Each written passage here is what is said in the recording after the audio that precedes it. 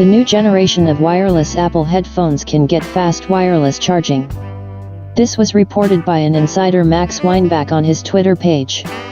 According to him, Apple will present to the public AirPods 2 at the spring presentation, despite the fact that the event will be entirely devoted to new software products of the corporation. According to the insider, the updated AirPods 2 will include an updated case with support for fast wireless charging.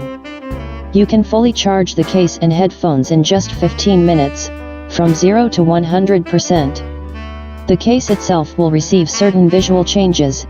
In its size it will not only be larger than its predecessor, but also harder. It is noteworthy, but the design of the headphones will also be slightly updated. The company intends to use a matte finish, similar to that currently used Apple Pencil 2. Apparently, AirPods 2 cannot be called a minor update. There are really a lot of changes.